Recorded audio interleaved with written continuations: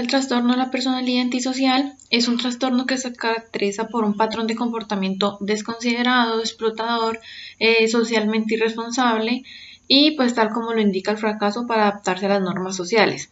Aquí se presenta la falsedad, irritabilidad y agresividad, también despreocupación por la seguridad propia de los demás. Tiene esta persona una incapacidad para conservar el trabajo o pues cumplir con sus obligaciones financieras. Se presenta también con ausencia de remordimiento. La apariencia exterior del sujeto pues es normal e incluso puede llegar a ser agradable y atrayente.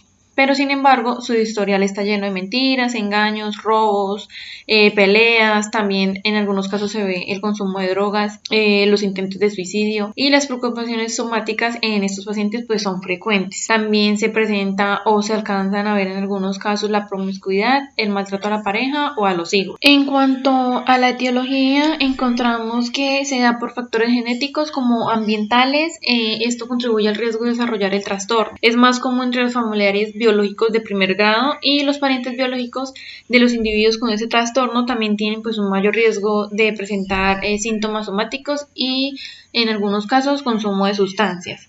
En cuanto al criterio diagnóstico, encontramos resumidamente, ya que podemos ver detallada a muy detalle en el DSM-5, entonces encontramos aquí el cumplimiento de normas sociales respecto a los comportamientos legales, engaño, que ese se manifiesta por mentiras repetidas, utilización de alias o estafa por provecho o placer personal, impulsividad o fracaso para planear con antelación, irritabilidad y agresividad, este se manifiesta por peleas o agresiones físicas repetidas, desatención imprudente de la seguridad propia o de los demás, irresponsabilidad constante, incapacidad repetida de mantener un comportamiento laboral coherente o cumplir con las obligaciones económicas. También tenemos la ausencia de remordimiento, indiferencia o racionalización del hecho de haber herido, maltratado o robado a alguien. En cuanto al diagnóstico diferencial, encontramos el trastorno de abuso de sustancias. Aquí es donde se estudia la determinación de si la imposibilidad y la irresponsabilidad son y por qué razón. El desorden de conducta, este ya se presenta por violación de normas o leyes de la conducta. Trastorno de personalidad narcisista se tiende a confundir por su falta de empatía con los demás. En cuanto al curso del pronóstico, las personas con trastorno de personalidad antisocial pueden comenzar a mostrar síntomas en la niñez, pero no pueden ser diagnosticados hasta la adolescencia o la edad adulta. Quienes padecen el trastorno de personalidad antisocial tienden a mentir, quebrantar las leyes y comportarse de forma impulsiva. Asimismo, pues no se preocupan por su inseguridad ni por la de los demás y los síntomas pueden disminuir con la edad, aunque no es en todos los casos. También se puede acompañar con un trastorno de conducta acompañado por déficit de atención e hiperactividad, todo esto dependiendo de la etapa en la que se encuentre o en la que se esté haciendo el diagnóstico y la intervención. También por trastorno de control de impulsos. En cuanto al tratamiento, encontramos que en la mayoría de intervenciones se utilizan los componentes del CAD para adolescentes, terapia de manejo de ira, entrenamiento en el control de impulsos. A profundización de esto, se han planteado algunos tipos de intervenciones como programa de economía de fichas, la comunidad terapéutica donde se encuentren entre varias personas y puedan dialogar pasivamente, programas llevados todo o enfatizados como a la naturaleza. Entonces se plantea la modificación de dos comportamientos básicos que son la ira y la falta de control. Entonces, en el primer caso, se propone el manejo de ira como procedimiento de intervención donde se especifiquen todos los estímulos que provocan esta ira. Se colocan en una jerarquía y según el grado de ira provocado se va como especificando. Luego de esto se utiliza una respuesta competitiva como la relajación profunda o la distracción cognitiva. En el segundo caso, pues ya se emplea el entrenamiento de control de impulsos de forma similar a la anterior, a la de manejo de la ira, estableciendo una jerarquía y utilizando respuestas competitivas ante las ganas de actuar impulsivamente. Estas respuestas suelen consistir en estrategias de distracción que pueden ser internas, por ejemplo, las condiciones incompatibles con las ganas de actuar de forma impulsiva, o externas, modificando algún tipo de aspecto del ambiente que llame pues la atención de la persona. En el tratamiento farmacológico, pues no existe tratamiento en sí para ese trastorno, aunque a veces se han prescrito fármacos como litio, fluoxetina, benzodiazepinas, entre otras. Y para conductas concretas del trastorno, especialmente la impulsividad y la agresividad. Trastorno de la personalidad límite. Este trastorno se caracteriza por un patrón persistente de inestabilidad e hipersensibilidad en las relaciones interpersonales, inestabilidad de la imagen personal, fluctuaciones externas del estado de ánimo e impasividad. Los pacientes con este trastorno tienen intolerancia a la soledad, por lo que siempre hacen esfuerzos para evitar un abandono, lo cual genera una crisis. Una tendencia que tienen las personas que tienen este trastorno es hacer gestos suicidas, lo cual invita al rescate y a ser cuidados por otros. Los pacientes con este trastorno, cuando sienten que pueden ser abandonados o que están siendo descuidados, su emoción es de intenso miedo o ira. Por ejemplo, pueden entrar en pánico o furia cuando alguien importante para ellos llega un poco tarde o anula un compromiso pendiente, y piensan que este abandono significa que esas personas son malas. Temen el abandono en parte porque no quieren estar solos. Los pacientes con este trastorno tienen dificultad para controlar su ira. A menudo muestran su enojo inapropiado e intenso. Pueden expresar su ira con sarcasmo, amargura o diatribas de ira, a menudo dirigida a su cuidador o amante debido a la negligencia o abandono. Después de la crisis, a menudo se sienten avergonzados y culpables, lo que refuerza la sensación de que los demás están siendo malos con ellos. Las comorbilidades de este trastorno son complejas. Los pacientes presentan un número de otros trastornos, como depresión, trastornos de ansiedad, trastornos de estrés postraumático, trastornos alimentarios y trastornos de abuso de sustancias. Las tensiones durante la primera infancia pueden contribuir al desarrollo del trastorno límite, por ejemplo, abusos físicos y sexuales, abandono, separación por parte de los cuidadores o la pérdida de cualquiera de estos. Este trastorno trae alteraciones en las funciones de la regulación de los sistemas cerebrales y de neuropéptidos también puede contribuir, pero no están presentes en los pacientes con trastorno límite de la personalidad siempre. La psicoterapia es el tratamiento principal para el trastorno límite. Muchas intervenciones son eficaces en la reducción de los comportamientos suicidas, el alivio de la depresión y la mejoría de la función de los pacientes con este trastorno. La terapia cognitivo-conductual se centra en la desregulación emocional y la carencia de habilidades sociales. Esto incluye la terapia conductual dialéctica y sistemas de entrenamiento de previsibilidad emocional y resolución de problemas. Trastorno de la personalidad narcisista. Comencemos hablando acerca de la historia. Esta pues nos habla de que este trastorno de personalidad narcisista se ha impuesto más que nada en los últimos tiempos como una patología. Esto pues exige un diagnóstico diferencial con respecto a los otros trastornos de personalidad. Hablamos de que fue a partir de 1980, a través del DSM-3, cuando la personalidad narcisa ingresó en el cuadro de diagnóstico psiquiátrico. En epidemiología podemos hablar acerca de un ejemplo que es en Estados Unidos, el cual nos habla de que la prevalencia estimada de este trastorno narciso puede durar para toda la vida, pero pues según las personas puede cambiar. Pero pues hablamos de que cerca de un 6.2% de la población en general la posee, siendo pues más común encontrar estas actitudes en hombres que en mujeres. En la etiología hablamos de 3 posibles causas, las cuales pueden ser el entorno, la genética y la neurobiología. El entorno nos habla de que las malas relaciones padres e hijos, o también el exceso de críticas que no están en sintonía con las experiencias del niño, puede ser una de ellas. En la genética encontramos que pueden llegar a ser características heredadas, y en la neurobiología hablamos de la conexión entre el cerebro, la conducta y el pensamiento. Con respecto a los criterios diagnósticos encontramos 9. Les voy a decir brevemente. Sentimiento de grandeza y prepotencia. Este está envuelto en fantasías. Esto pues podría ser éxito, poder, brillantez. Esta persona se cree especial y única. Este también busca la necesidad de admiración, tiene una necesidad acerca de esta. Este tiene un sentimiento de privilegio. También explota las relaciones interpersonales, o sea que se aprovecha de las personas que lo rodean. También carece de empatía, envidia a las personas. Y por último, pues muestra comportamientos o actitudes arrogantes y también de superioridad. Diagnóstico diferencial.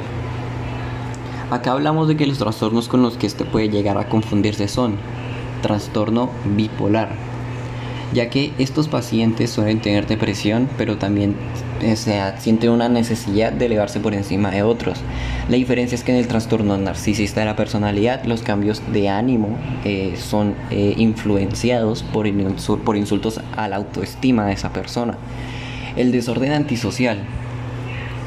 Los pacientes con trastorno de personalidad antisocial explotan a otros para obtener beneficios materiales, mientras que las personas con trastorno de personalidad narcisista explotan para mantener su autoestima.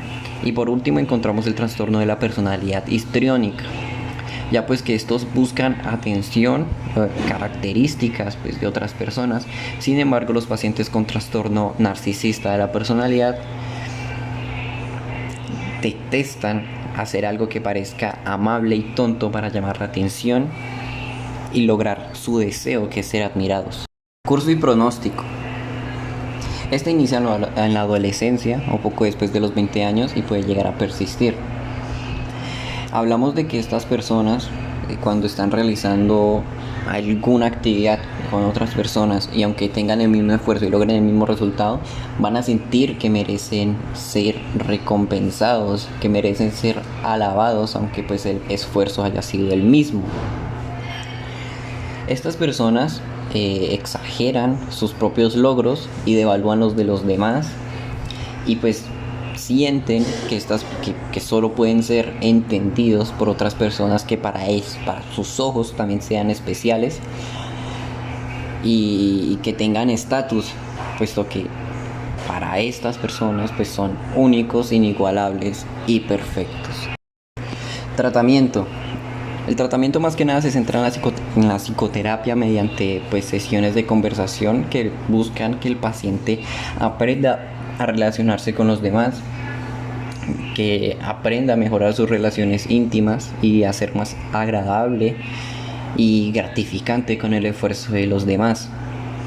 Busca pues entender cuáles son las causas de sus emociones, qué es lo que lo motiva, por qué desconfía de los otros, que no debe pues despreciar a otras personas, sino al contrario saber apoyarlos y pues esto logra, por así decirlo, pues ayudar a ser la persona más responsable y por ejemplo pues esta persona pues va a aprender a mantener pues relaciones personales reales, ¿sí? O sea, relaciones estrechas. Va a aprender a mejorar pues las capacidades de tolerar críticas, de aceptar fracasos, aumentar pues más que nada la capacidad de comprender y pues de regular sus sentimientos. Tratamientos farmacológicos. Pues en sí no existen medicamentos que sean específicos para tratar el trastorno de la personalidad narcisista. Sin embargo, si presentan síntomas de depresión, ansiedad, pues los medicamentos como antidepresivos o medicamentos contra la ansiedad pueden llegar a ser útiles.